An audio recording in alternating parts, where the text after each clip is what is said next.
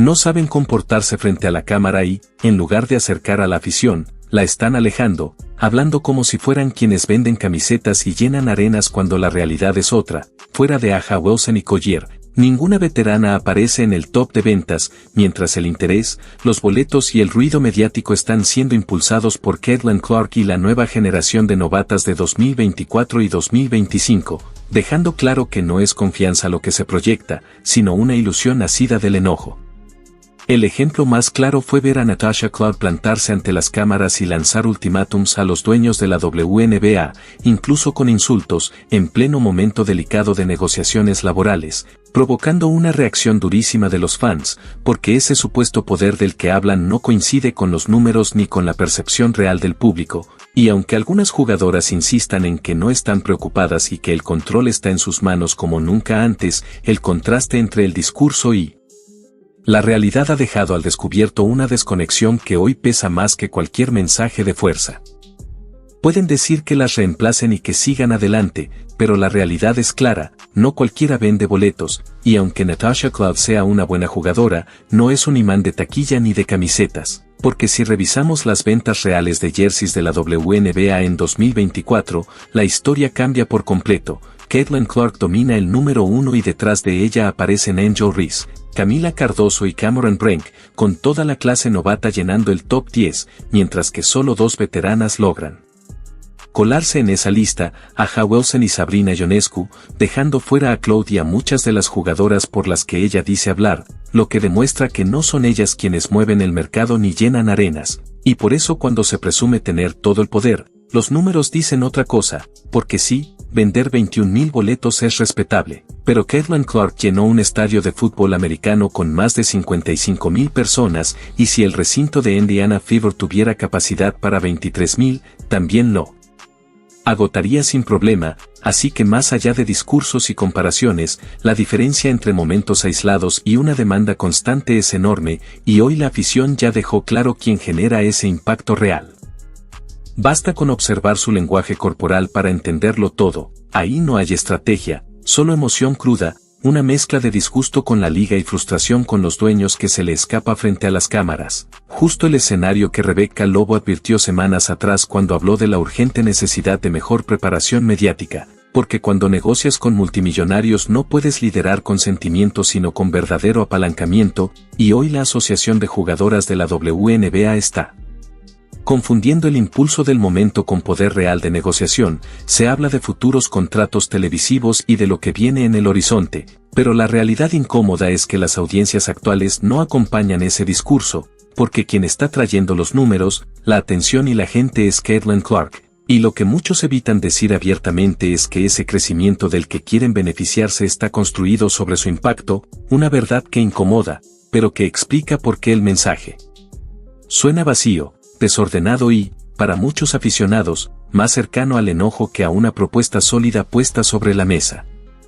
Hablan de porcentajes como si revelar las cifras fuera a enfurecer a todos, pero aquí va la realidad que muchos prefieren ignorar. La liga ya puso sobre la mesa un tope salarial de $10,5 millones, un aumento enorme frente a la estructura actual, y aún así algunas jugadoras exigen un reparto 50/50 como el de la NBA sin reconocer una diferencia clave, que la NBA genera alrededor de $9,000 millones al año mientras la WNBA todavía opera con pérdidas y depende del respaldo de los dueños de la NBA. Así que cuando se insinúa que los números enfadarían a los fans, en realidad se apuesta a que el público no entiende economía básica, porque los propietarios no se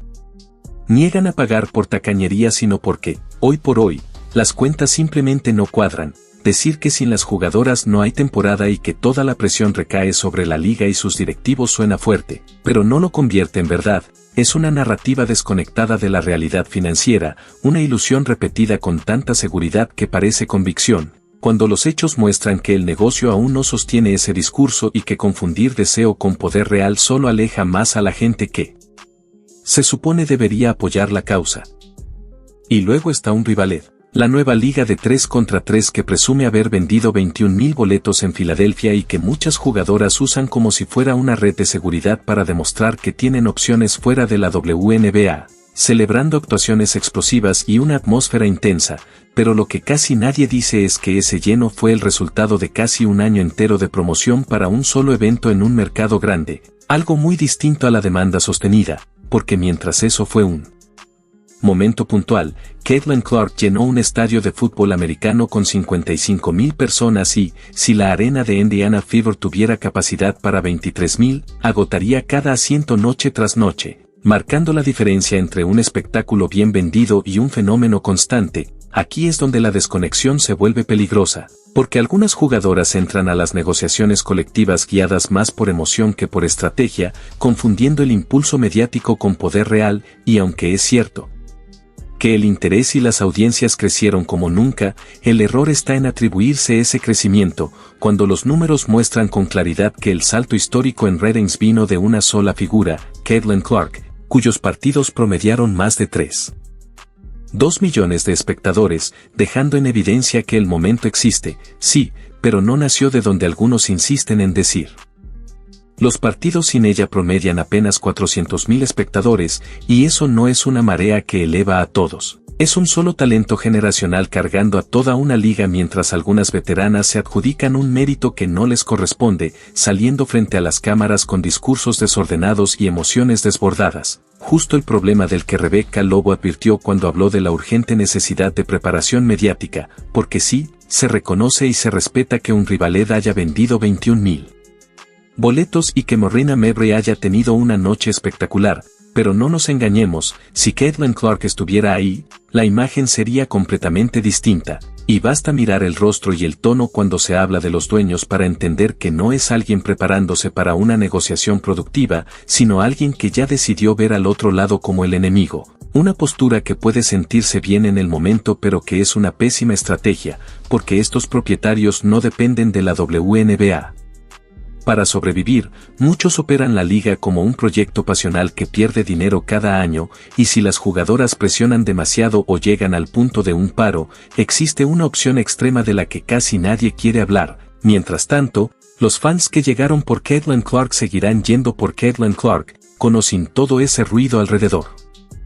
Los espectadores casuales que descubrieron la liga en 2024 no sienten lealtad hacia Natasha Cloud, sienten lealtad al espectáculo, y ahí es donde todo se descompone, porque cuando hay cámaras enfrente se nota una falta total de preparación mediática, declaraciones impulsivas, mensajes sin filtro y cero control del relato, uno de los problemas más graves que hoy arrastra la WNBA. Y lo más imprudente es el momento elegido, justo cuando en 2 años vence el nuevo contrato televisivo, el verdadero gran premio que todos esperan, con ESPN, CBS y Amazon listos para pujar porque Caitlin Clark demostró que la liga sí puede generar audiencia, pero esas cadenas no negocian con ligas que transmiten caos, insultos y amenazas de paros laborales, negocian con organizaciones estables que garantizan un producto confiable. Y cada vez que se lanza un discurso cargado de enojo frente a las cámaras se introduce riesgo donde debería haber oportunidad, empujando a las televisoras a bajar sus ofertas, por lo que permitir que veteranas emocionales se conviertan en la cara pública de estas negociaciones es un error táctico enorme, porque en los negocios de miles de millones no se entra con ultimátums gritados. Eso no es fortaleza, es una señal de desorden que puede costar muy caro. Eso no es firmeza, es inmadurez. Y lo más triste es que las jugadoras sí tienen reclamos legítimos, los salarios en la WNBA son bajos, las condiciones de viaje deben mejorar y el modelo de reparto de ingresos tiene que evolucionar conforme la liga crezca, pero ninguno de esos puntos justos logra calar cuando la voz pública es alguien que sale a cámara diciendo que está asqueada de los dueños, porque a los multimillonarios no se les avergüenza para que paguen más, se les convence mostrándoles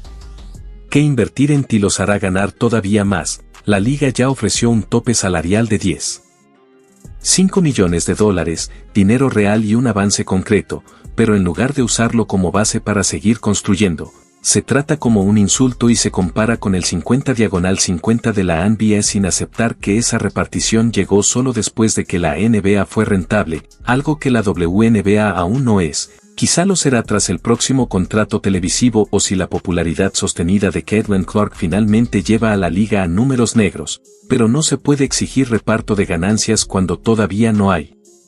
ganancias que repartir, y aunque es cierto decir que sin las jugadoras no existe la WNBA, también es verdad que sin la liga, ellas tampoco tienen el escenario que hoy están arriesgando. Sin la WNBA no existe una carrera profesional estable para alguien como Natasha Cloud, y lejos de explotar a las jugadoras, la liga ha estado subsidiando sus salarios con dinero de la NBA mientras intenta, con paciencia, llegar a ser autosuficiente, algo que no tiene nada de villano y sí mucho de inversión a largo plazo, porque la verdadera prueba de esta negociación llegará cuando los dueños decidan plantarse, algo que es casi inevitable. El sindicato marcará una línea, exigirá el reparto 50/diagonal. 50, amenazará con un paro y entonces recibirá un no rotundo, y en ese punto las veteranas deberán elegir entre aceptar un aumento salarial enorme o abandonar sus carreras por una cuestión de principios. Y siendo realistas, lo más probable es que acepten el acuerdo, se quejen públicamente y digan que fueron obligadas a ceder, pero lo tomarán porque un rivalet no es una alternativa real. Es solo una liga complementaria bien pagada por unas semanas, incapaz de reemplazar los ingresos de la WNBA a largo plazo, y aunque los contratos en el extranjero también pagan bien, implican vivir 8 meses fuera del país en lugares como Turquía o Rusia, una vida que muchas ya no quieren. Así que la pregunta clave es si Natasha Cloud está ayudando o dañando la posición negociadora de las jugadoras con estos discursos cargados de emoción, porque visto desde fuera, le está dando a los dueños todas las razones para atrincherarse y esperar, ya que la liga tiene impulso, sí, pero confundir ese impulso con verdadero poder de negociación es exactamente la manera en que se pierden las negociaciones.